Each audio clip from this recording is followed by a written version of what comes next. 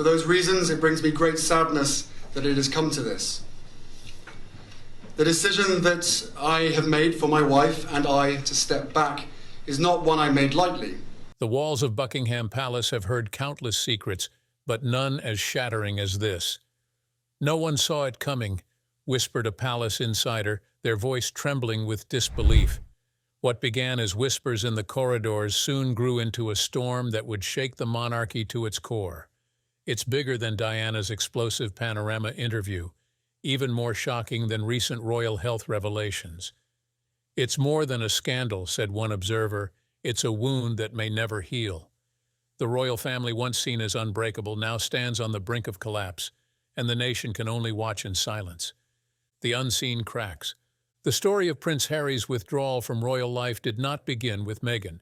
It began long before the world ever knew her name, in the silent corridors of Kensington Palace, where a young boy grew up under the shadow of grief. He was only 12 when he lost his mother, Princess Diana. Yet the pain of that loss never truly left him. The cameras that once adored her became the same lenses that haunted him. "Every flash felt like lightning," he once confided to a close friend, "and I kept waiting for the thunder to stop." But it never did. Those early years were not golden for him, even if the world believed they were. While his brother William learned the language of duty, Harry learned the art of pretending. He smiled for photographs, waved at crowds, and did as he was told. But behind those smiles was a boy who couldn't understand why the world had taken his mother and left him with silence. The palace was filled with rules, but none of them could teach him how to grieve. "We didn't talk about her," he once said quietly. "We just carried on as if nothing had happened." As the years passed, the differences between the brothers grew clearer. William was the heir, calm, steady, every inch the future king. Harry was the spare, fiery, unpredictable, the one who broke protocol and made headlines. He was always the wild one, the restless one, recalled a former royal aide. There was something in him that just wouldn't sit still. That energy, once seen as charm, slowly became seen as trouble. But for Harry, it wasn't rebellion. It was a cry for freedom. He wanted to live beyond the palace walls, to breathe air that wasn't rehearsed or photographed. Yet no matter how far he went, the institution followed him like a shadow. Every friend he made, every woman he dated, every word he spoke, all were judged through the lens of royalty. "It's not living," he told one confidant. "It's acting, and the script was written before I was even born." For the world, Harry was a prince, but for himself he was a man searching for meaning in a life that wasn't truly his. Those close to him say he never stopped thinking about his mother. He remembered her laughter, her warmth, her kindness, and the way she had suffered under the same scrutiny that now followed him. "He saw history repeating itself," said one royal commentator. "The same coldness, the same silence, the same fear." The press still chased him, and every headline felt like a wound reopened. It wasn't only the loss of Diana that hurt him, it was how the family seemed to bury her memory under tradition. "He adored her," said a former palace staffer, "and he couldn't understand why everyone else acted as though she had never existed." The palace, as Harry saw it, was a machine, one that demanded perfection but offered no comfort. There were no tears, no apologies, no space for weakness. Duty first, emotion later, that was the unspoken rule. Harry tried to fit into that system for years, attending royal events, representing the family abroad, smiling through the ache. But inside, he felt trapped. "He used to say the walls of that place can hear everything but feel nothing," said an old friend. That truth became too heavy to carry. He watched as his brother grew closer to their father, preparing for the throne, while he stood on the outside looking in. "He was proud of William," said one source, "but he also felt forgotten." The gap between them widened with time, not because of anger, but because of silence. They lived different lives under the same crown. The heir was needed, the spare was not. "It wasn't that he didn't love his family," explained a royal historian. "It's that he no longer recognized himself in them." In public, Harry was the soldier prince, the hero who served his country with courage. But even in the army he found peace only in brief moments, when he was treated like any other man, not like a symbol. "For once I wasn't a prince," he told a fellow soldier. "I was just Harry." But returning to the palace brought back the same walls, the same rules. Freedom was temporary. Expectations were forever. By the time he met Meghan, Harry had already begun to question everything. His restlessness was not born of romance. It was born of years spent feeling unseen. Meghan only gave voice to the thoughts he had carried for so long. "This wasn't rebellion," said a royal expert. "It was survival." Those words became a quiet truth. Long before he stepped away from royal life, Harry had been stepping away in spirit, one painful inch at a time. He wasn't running from his family. He was running from the version of himself they needed him to be. The boy who lost his mother had grown into a man who could no longer bear to lose himself. And so, when the time came to choose between the life he was born into and the peace he longed for, he made the only choice that ever truly felt his own: love and war. When Meghan entered the picture. When Meghan Markle walked into Prince Harry's life, it felt like light had entered a room that had been dark for years. She was different from anyone he had ever known, warm, confident, and kind. She spoke to him not as a prince, but as a man who had been lost for too long. "She made me laugh again," he later said. "For the first time, I felt seen." Their meeting was pure chance, but from the start, something powerful drew them together. To Harry, Meghan was not just love, she was freedom wrapped in a smile. Their relationship began quietly, hidden from curious eyes and sharp headlines. But secrets in royal life never last. Once the news broke, the world erupted. Newspapers ran stories daily, some romantic, others cruel. Reporters followed Meghan everywhere, digging into her past, her family, her every word. It wasn't just curiosity, one journalist admitted years later. It was a hunt. Yet Harry stood firm beside her. "She's the best thing that's ever happened to me," he told a friend, "and I won't let anyone destroy that." At first, the royal household tried to welcome her, but behind closed doors, whispers began. Meghan was not British, not aristocratic, and not willing to shrink herself to fit royal expectations. "She didn't fit the mold," said a former palace aide. "She spoke her mind, asked questions, and expected fairness, things that don't always sit well in those walls." Her independence, the same quality that drew Harry to her, made others uneasy. Tradition didn't know what to do with a woman who refused to play by its quiet rules. Still, Harry and Meghan pushed forward with hope. Their wedding was like a dream, full of love, color, and history. The sight of the young couple standing hand in hand filled the world with admiration. "It was more than a royal wedding," a guest said. "It was a statement of change." But even on that perfect day, the storm clouds were forming. Some courtiers murmured that it was too modern, too American, too much. What should have been the beginning of joy slowly became a battle for survival. The press soon turned crueler. Headlines dripped with bias and venom. Meghan was compared, criticized, and dissected in ways that felt deeply unfair. "It wasn't just the tabloids," Meghan later said softly. "It was the silence that hurt the most." The palace refused to speak up, to defend her when lies spread like wildfire. "There were chances to stop it," Harry said, "but no one did." Each day felt heavier than the last. The couple smiled for the cameras, but behind the scenes they were breaking. Staff members began to leave, and rumors filled the gaps. Stories of shouting, tears, and arguments flooded the media. "It was chaos," one aide confessed. Everyone was tense, and no one knew what to believe. But those who knew Harry say he was only trying to protect the woman he loved. "He was fierce about her," said another insider. "He couldn't bear to see history repeat itself." He had seen what the press did to his mother, and now it was happening again. He wasn't going to lose another woman he loved to the cruelty of headlines. The royal family tried to stay silent, hoping the noise would fade. But the silence made things worse. Meghan began to feel isolated, unsure who to trust. "I just wanted to be accepted," she told a friend, "but it felt like I was being tested every day." Harry, caught between duty and love, felt torn in two. "He wanted to be a good son, a good brother, and a good husband," said a family friend, but the three roads no longer led to the same place. The tension soon reached William. What had once been an unbreakable bond between brothers began to strain. They stopped speaking properly for months, an insider revealed. They still loved each other, but they couldn't find the right words anymore. William worried Harry was moving too fast. Harry felt William didn't understand what he and Meghan were facing. "You don't know what it's like," Harry told him. "You've never had to defend the woman you love from this kind of hate." The conversation ended coldly, and something between them broke.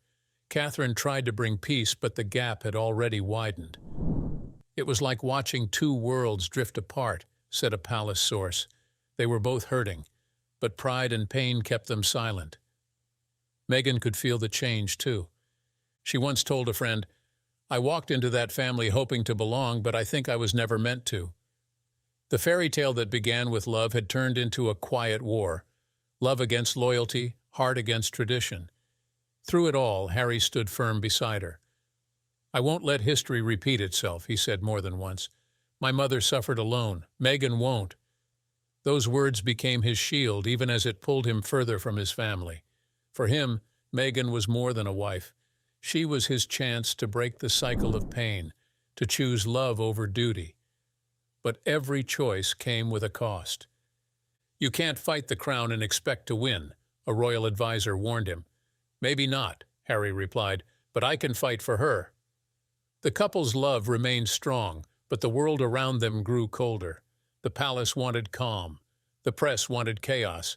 Harry wanted peace. Meghan wanted to breathe. In the middle of it all stood a man torn between two worlds, the one he was born into and the one he was building for himself. And though the palace walls still stood, the cracks had already begun to spread. It wasn't a rebellion. It was love that refused to bow. It was a man who found in one woman the courage to walk away from everything he'd ever known. As one royal expert later said, Meghan didn't destroy the system. She revealed the wounds it had been hiding for years.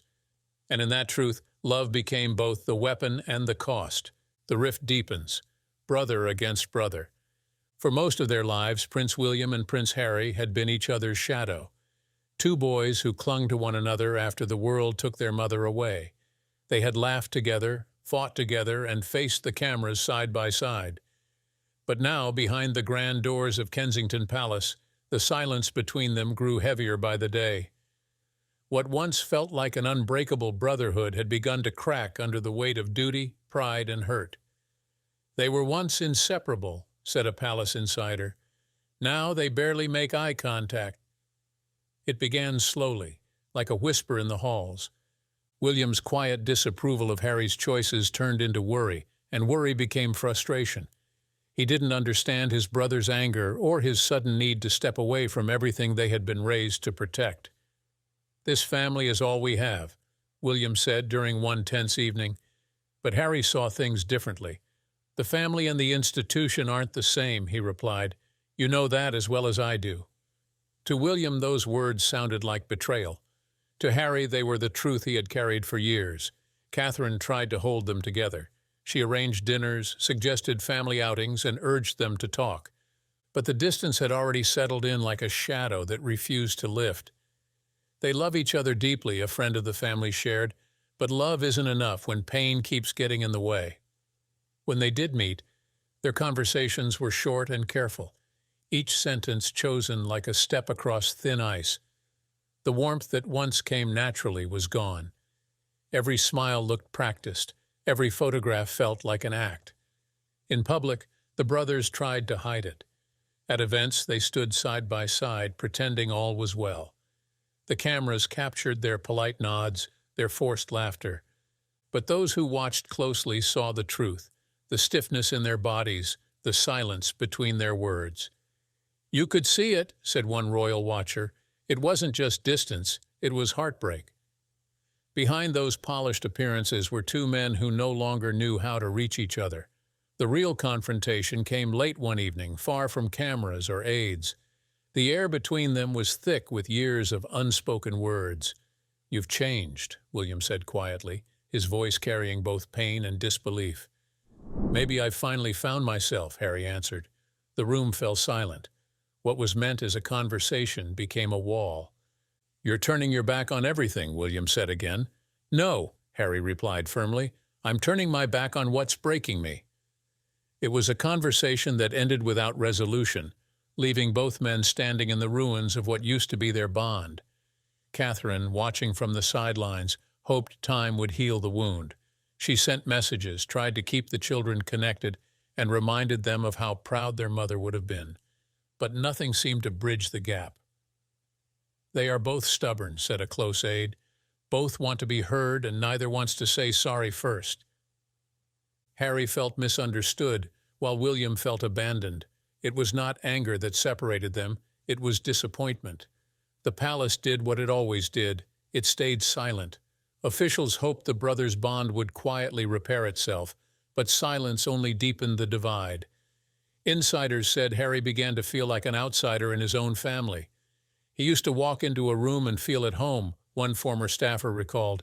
"Now he walks in and feels like a guest." William, on the other hand, carried the weight of the future on his shoulders and believed his brother's choices were making that burden heavier. "He just wants stability," said a friend. "He believes duty must come first, no matter how hard it is." The public noticed the change, too. Gone were the shared jokes, the warm glances, the easy laughter. Instead, they saw two men standing apart, each trapped in his own silence. "It's like watching a marriage fall apart," one royal correspondent wrote. Only this one was built on brotherhood. The world mourned what had been lost, not because of politics or titles, but because people had seen their love, real, human, and fragile. Harry began speaking more openly about what he called the institutional coldness within the family. "It's not about one person," he said during an interview. "It's about a system that doesn't allow you to feel." To William, those words cut deep. He believed some things should stay private, that dignity meant silence. But to Harry, silence was the very thing that had destroyed their mother. "I won't live that way again," he said, "not for anyone." Behind palace walls, the pain grew thicker. Even small gestures became loaded with meaning. A missed call, a delayed reply, an unanswered invitation, every act felt like rejection. "You could feel it in the air," said an aide. Every time their names were mentioned together, the room went quiet. Yet despite everything, those close to them insist love still lingered. "They miss each other," one family friend shared softly. "They just don't know how to find their way back." As months passed, public duties kept them apart. William grew more serious, stepping closer to the throne. Harry built a life far away, finding comfort in distance. The contrast between them became clear. One bound by tradition, the other freed by rebellion. "They chose different kinds of freedom," said a royal historian. "William's freedom is in service, Harry's in an escape." Still, even oceans apart, they remained connected by blood, by memory, by the echo of their mother's love. "No matter what happens," Harry once said, "he's my brother. We've been through too much to ever forget that." But the road between them was no longer straight. It twisted through years of misunderstanding, pain, and pride, and while both men hoped for peace, neither knew how to take the first step. The rift between them was not born from hate, it was born from heartbreak. Two boys who had once clung to each other now stood on opposite sides of a wall built by duty and pain. "They lost their mother to the world," said one royal observer, "and now they've lost each other to the same thing." Megxit and the storm. The news came without warning, like a thunderclap in the middle of a calm sky. After much reflection, we have chosen to step back as senior members of the royal family. With those few words posted on social media one January evening, Prince Harry and Meghan Markle changed the course of royal history. The announcement spread around the world in minutes. Inside the palace, phones rang nonstop. Outside, reporters shouted questions into the cold night air. For the first time in decades, the monarchy, that ancient silent fortress, trembled. Behind the scenes, chaos erupted. Aides rushed through corridors with papers in hand, trying to understand what had just happened. Some were in tears. Others were speechless. "No one knew," said one royal staffer, "not even the Queen." The Sussexes had taken their decision into their own hands, a move seen as both brave and shocking. To the public, it felt like freedom. To the palace, it felt like rebellion. "It hit them like a thunderclap," another aide said. "The system wasn't built for surprises."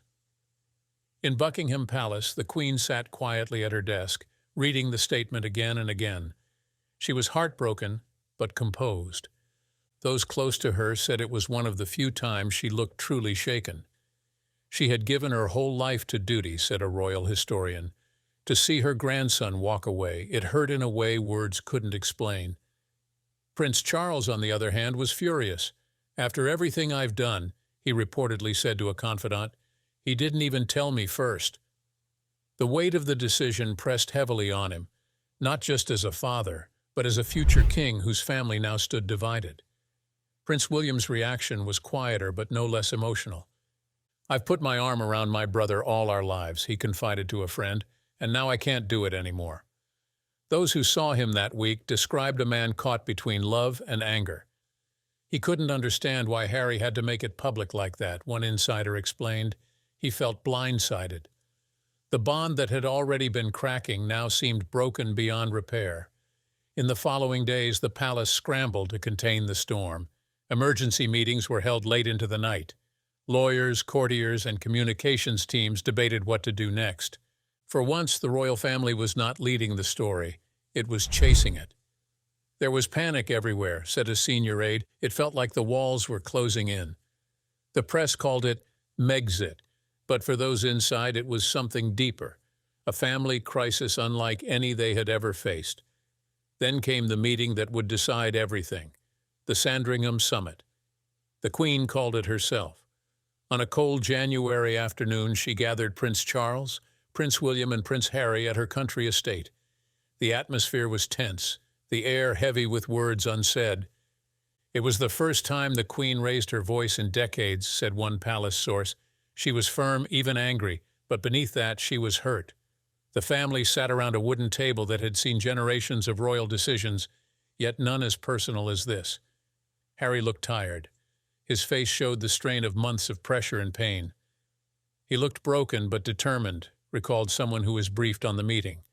He wasn't backing down.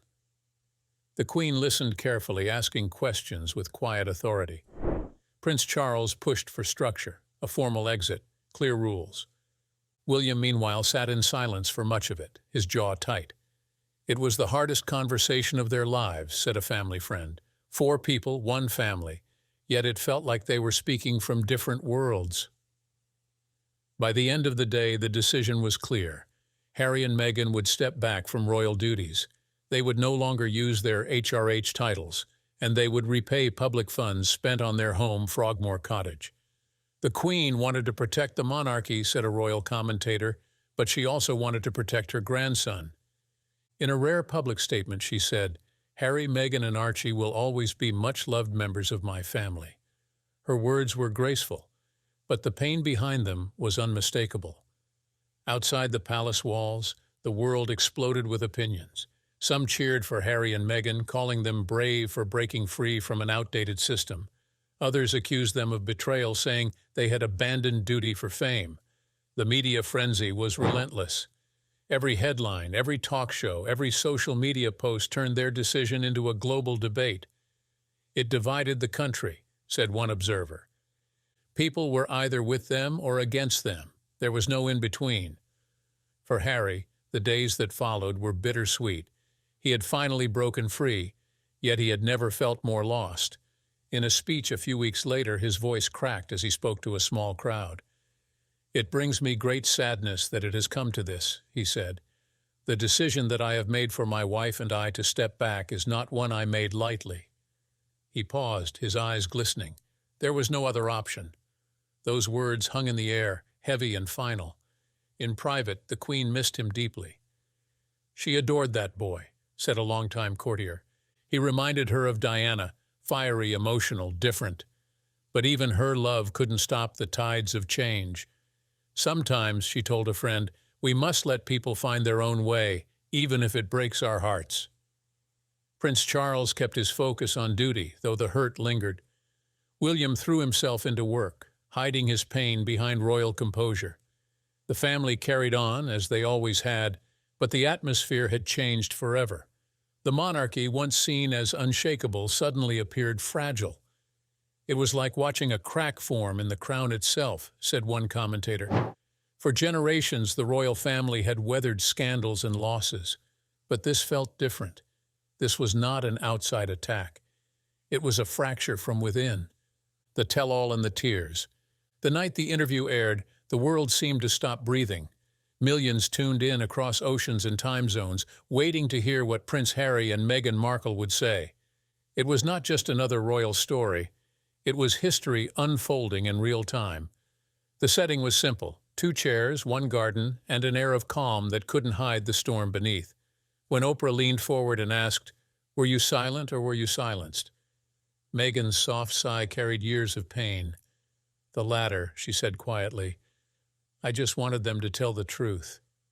From that moment, nothing was the same. For the first time, the world heard the royal couple's story in their own voices, raw, emotional, and unfiltered. Meghan spoke with steady courage, revealing her struggle with mental health. "I didn't want to live anymore," she said, tears glistening in her eyes. The silence that followed was heavy. Viewers across the globe sat frozen. "It wasn't just a family feud anymore," said one journalist. "It was an open wound." The words cut deep into the image of a family known for dignity and restraint. Harry's turn came next. His voice trembled, but his words were sharp with truth. "I was trapped," he confessed. "I didn't see a way out. My father stopped taking my calls." The shock rippled through living rooms and newsrooms alike. For a prince to say such things was unthinkable. He looked heartbroken, one royal watcher recalled, like a man who had lost not just his title, but his family. Yet beneath his pain, there was resolve, a quiet strength that showed he would not go back, no matter the cost. Inside the palace, the mood was tense and quiet. The Queen was informed before the interview aired, but even she could not have imagined the scale of the reaction. Prince Charles was said to be devastated. "He felt humiliated," said one source. He couldn't understand why Harry had to air their private pain so publicly. For years, Charles had worked to modernize the monarchy, to make it feel human again. Now his own son had turned that humanity into heartbreak. "He just wanted to pick up the phone," said another insider, but pride kept him from doing it. Prince William, meanwhile, was boiling with anger, as one aide described it. The moment the interview ended, the phones started ringing. "He couldn't believe what he was hearing," said a palace official. "He wanted to defend the family, but he knew he couldn't say a word." The royal rule of silence, never complain, never explain, had never felt heavier. "They were once inseparable," a friend remarked sadly. "Now they were speaking through the media instead of each other." Across the country, reactions were divided. Some praised Harry and Meghan for their honesty, calling them brave for breaking the silence. Others accused them of betrayal, of destroying something sacred. Headlines screamed from every newspaper stand: "Royal family in crisis," "Harry's heartbreak," "Meghan's truth." Social media burned with arguments. "It was like the whole world took sides," said a commentator. "Love and loyalty were being tested on a global stage." The monarchy, long seen as unshakable, suddenly felt vulnerable, human in a way it never had before. For Meghan, the weight of her confession was both freeing and frightening. She had carried her pain in silence for too long, and speaking it aloud felt like stepping into the light. "I didn't want to be brave," she said in one quiet moment. "I just wanted to survive." Harry reached for her hand then, and the gesture said more than words ever could. They were together, against the world if they had to be. "We did what we had to do," Harry said softly, "for our family, for our peace." Behind the palace walls, aides scrambled to craft a response. Every word had to be measured, every emotion hidden. When the Queen finally released her statement, it was short, dignified, and filled with quiet sorrow. "The issues raised, particularly that of race, are concerning. While some recollections may vary, they are taken very seriously and will be addressed privately." Those few lines carried the full weight of royal restraint. It was her way of saying, "We will not fight in public," said a palace historian. Yet even her calm could not erase the world's shock. Prince Charles avoided the press, attending official duties with a forced smile. "He looked older overnight," a reporter noted.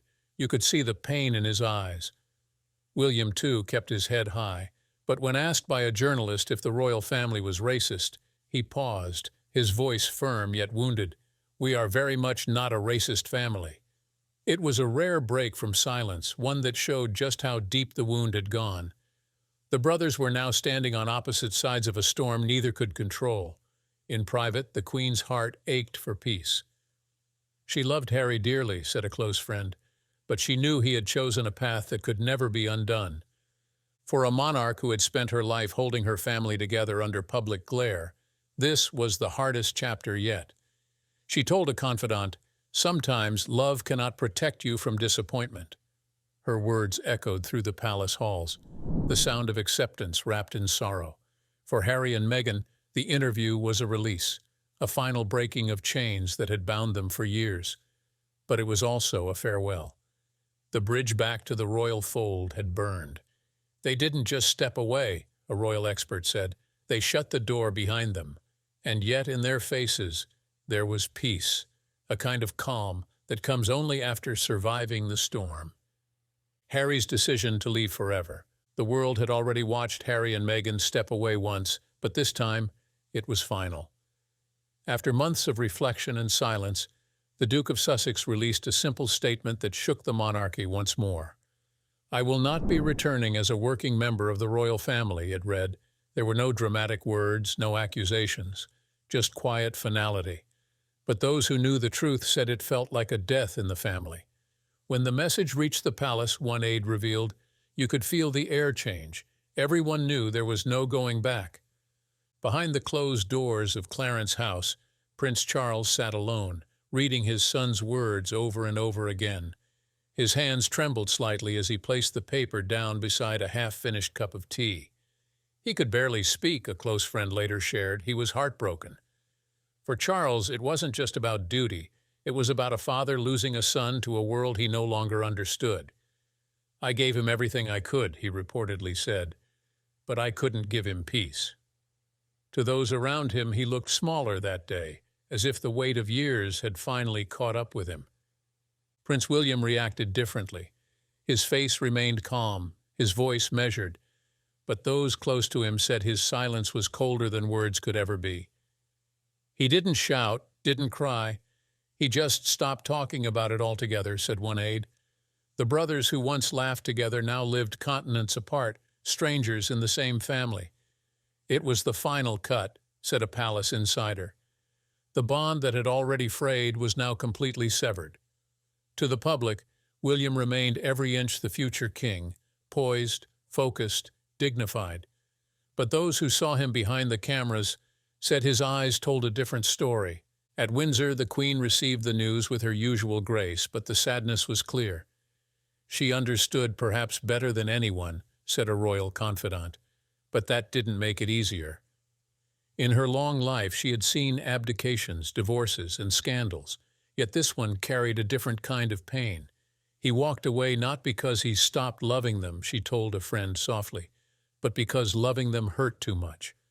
For a monarch who had spent a lifetime putting duty before self, Harry's choice felt like both loss and lesson.